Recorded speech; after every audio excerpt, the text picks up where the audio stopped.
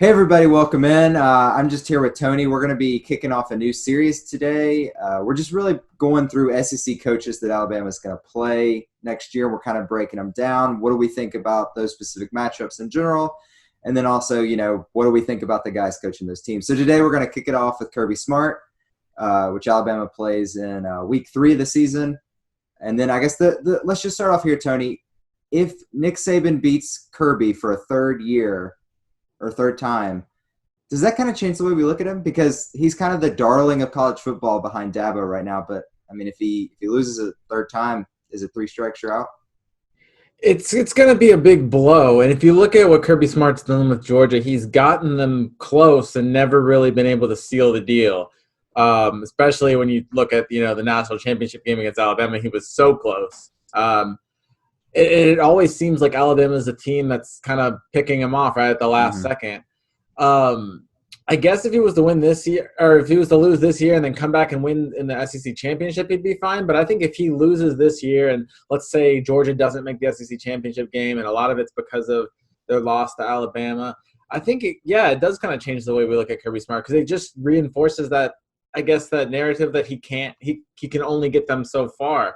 I think he's probably the 3rd best coach in college football right now. So it's a little bit unfair of a criticism. It's not really like any other coaches is really doing what he's doing. But yeah, there comes a point where you're going to have to get that final step. You got to take it to the elite level and then start being in Alabama. And I think that this is a really big game for him, probably more so than it is for Alabama. Yeah, absolutely. I agree. I guess the crazy thing to think about is I think you're right. I think most people, if they're going to name off, the top 4 coaches, I think, in some order, they're going to say Saban, Dabo. Probably a lot of people, especially in Big 12 country, are going to say Lincoln Riley. And then Kirby Smart's up there.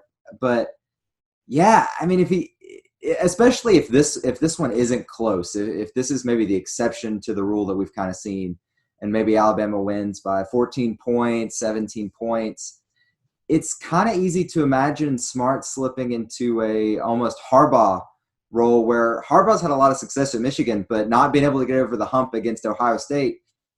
I feel like we could see a similar narrative emerge about Smart.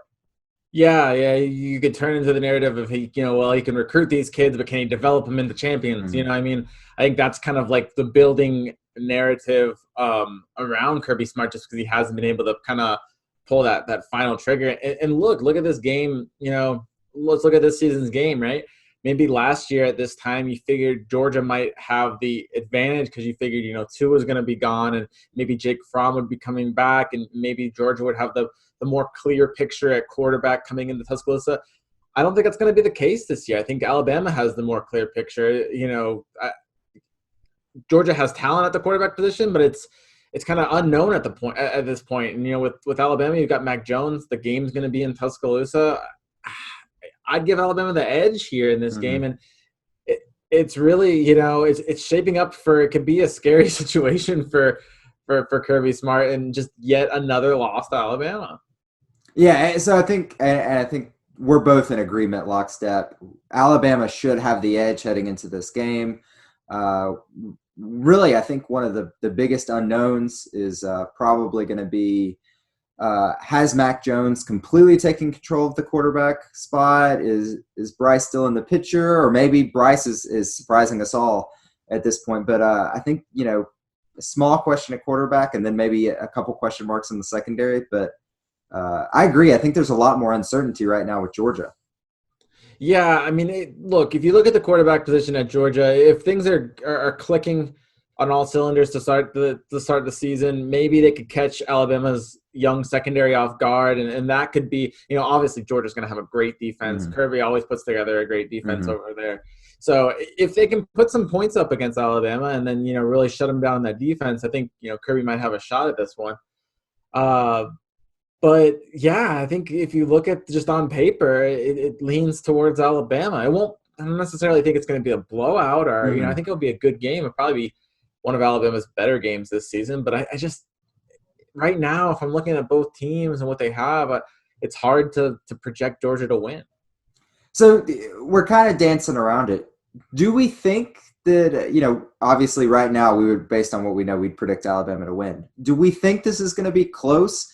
And by close, I'm talking like the first two times Smart has faced Saban. Are we predicting one of those nail biters again? Or are we thinking that, this just isn't shaping up to be that competitive? I mean, I think it will be a competitive game. I don't know if it will be as close. I mean, those other games were literally to the wire within the last minute, one within the last second, last play. I don't, I think this game's going to be in Tuscaloosa. Both those were at a neutral site. You could actually even argue that they were towards, Georgia's favor because they're in Atlanta. You'd have to, I don't know if the crowd noise is going to make a difference because there might not be that many fans inside of Bryant-Denny Stadium, but you'd have to say that Alabama has more of an edge in this game than they did in those other two games. It'll be early in the season. There won't be any injuries. The only thing I can think of that it becomes like, super close, or maybe Georgia gets it, is if Alabama struggles on offense. And even if Mac Jones isn't hitting at full cylinders, right? You still have Najee Harris and a loaded backfield and the best offensive line unit in the SEC, maybe the nation. So it's just hard to imagine. I know Georgia has a good defense. I think Alabama's going to be able to move the ball enough, and then I don't think that Georgia's going to be able to kind of keep up on their side of offense. Yeah, absolutely. And I think that's definitely going to be the matchup to watch. And I think we mentioned this already. Smart's got 3 consecutive #1 recruiting classes, that he's building off of. And I think that's where this game gets really important. There's a number of guys, especially offensive linemen, that both these schools are competing for this year. So, you have to think, does the results of this game maybe shift any of those guys that are, a lot of them do seem to be 50-50 right now. And then, yeah, go ahead. Yeah, so I think you're making a good point. I don't know if Alabama generally, negative. They say they don't like to negatively recruit, and I'm sure that goes back and forth. But if you're a recruit and you're on the fence and you just continuously see, Alabama beating Georgia, think about it. Like when you remember high school sports as a kid, you're remembering it mostly from your high school days. That's when you really get into it and start watching it. And these kids, I'm sure they're watching all the schools that they're interested in. And they're always seeing Georgia lose to Alabama. And that's not always going to be the case, obviously. I mean, Georgia's got a talented team and they're going to win one of these days. But if you're a kid and you're always seeing Georgia fall, you might just be like, well, I want to be on the winning side. I'm going to go to Alabama. I'm not sure that's the case, and I don't know how much this game is going to influence recruiting, but I think to a cumulative level, it's got to mean something, right? I mean, it's just I think when you keep on seeing something, it just becomes the norm, and you start building these stereotypes. Yeah, absolutely. And I think you're right. I think that, even if it doesn't affect these kids, and maybe these kids are far enough along, they have stronger opinions, 2022 guys, 2023 guys, at some point you have to think, if guys just grow up and they kind of see the Kirby Smart's teams run into the same wall over and over and over again, some of those guys are going to go, maybe Georgia just can't do it. And then maybe they're not as interested in the first place. And there's anecdotal evidence that we could go back and pull through. But, I mean, you do see that when coaches kind of hit the same wall over and over and over again, that guys do get less interested and coaches do find it hard to recruit those top guys.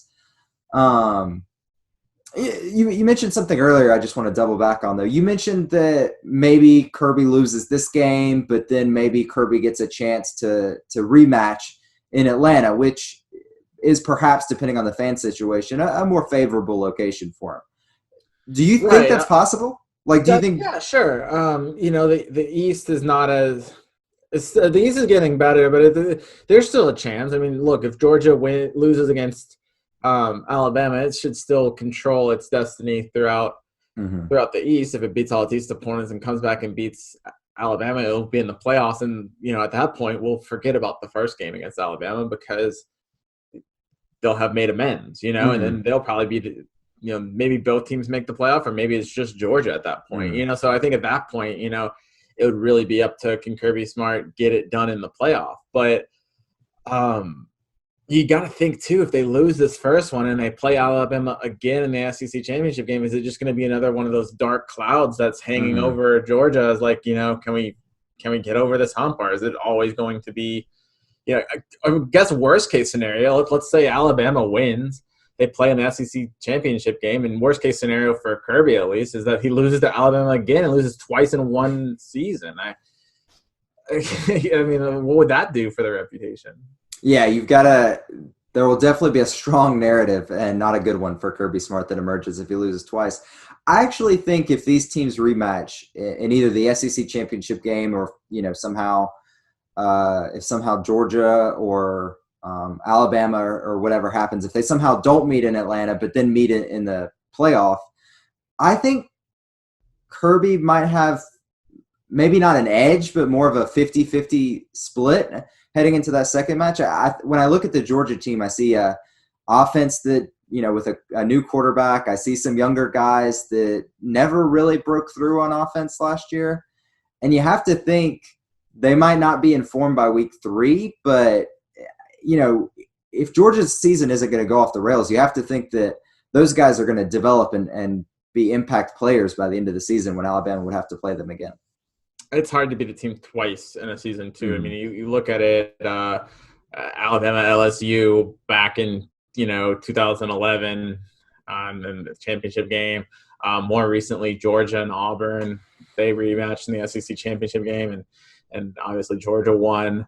It's just really hard when you beat a team in the regular season to go back and beat them again during the postseason or SEC championship game. Not only do you have the hunger to beat a team that's already beaten you, but then you've already seen them. So I think you're right. I think that would make it difficult if they were to play twice. But, just as much as, Georgia would be maturing, Alabama would also be maturing. So it'd still probably be similar because you got to think, Georgia could get better on offense, but then Alabama's secondary by the time of the end of the season would probably be a lot better as well. So it's kind of a give and take there. True, absolutely. The Alabama secondary, barring some weird injuries that happen late, you have to think the secondary is going to look a lot better down the stretch with how young those guys are. Tony, let's finish with this. Just to look back at Kirby Smart, he was with Saban for 11 years before he ended up in Georgia. I think it's probably fair to say he's the one guy that probably knows Saban the best. I think, you can kind of look at the way he runs Georgia and see that he's probably internalized the process or whatever you want to call it better than anyone else. But 9 years at Bama, 7 as a defensive coordinator, 4 championships. Is he the undisputed best assistant that Saban's ever had at Alabama or anywhere prior? Yeah, I'd say so. And he also took one of the most important assistants along with him now, and Scott Cochran, a guy that's been with Nick Saban the whole every step of the way until this year as well. So there's a lot of familiarity there that he obviously knows Saban really well, and he's meant so much to this program. I mean, he's won multiple national championships. He's got them there. I think, what has he won, like 1, 2, 3, 4 national championships with Alabama? I'm like, kind of. So yeah, he's like I said, he's probably the 3rd best coach in all of college football. So of course he's the best coach to coach with Saban. And Saban knows that. They respect each other. I don't know how well they get along anymore off the field with the battling they've been doing back and forth, but they respect each other definitely. And there's a lot to like when you look at Kirby Smart as a coach. Do you think? Because we look and Saban just beats up on his former assistants, and for the most part, it's not close. Do you think that these other guys, maybe they just don't know Saban well enough to, do you think that when you have over a decade of experience like Kirby Smart has, that maybe it takes 5, 6, 7 years to really nail down everything that Saban's doing so you can carry that over? Do you think that's the difference, that he was just there long enough? I think we just talked about it, though. He's one of the best coaches that Saban's coach. So that obviously wherever he went, he was going to do well. just because I think he's a talented coach. Outside of Saban, I'm sure he's learned a lot from Mm-hmm. Saban, but I just think he's also a talented coach that knows what he's doing and knows how to build a program. Of course, he grabs stuff from Saban, but I think, he probably would have been a successful coach to a certain extent on his own, and I think it also helps that he went to Georgia, because that's a program with, good in-state recruiting, a powerhouse, a national brand that you can really build a program at. If Kirby Smart goes to Arkansas, I don't know if he builds the same program, right? So, but yeah, he's a talented coach, and I'm not downplaying the things that he learned from Saban, but he's still a good coach in his own right. So I think, when you look at other Saban assistants that maybe haven't done as well as Kirby Smart, I think a lot of that is just because they're not as good as coaches as Kirby Smart. Absolutely. I think that's a good place to stop. We appreciate y'all checking us out. Obviously, like I said, this is a new series, and check back tomorrow for one that I think a lot of y'all will enjoy. I know that this is the most exciting day for me in the series. We're going to talk Lane Kiffin.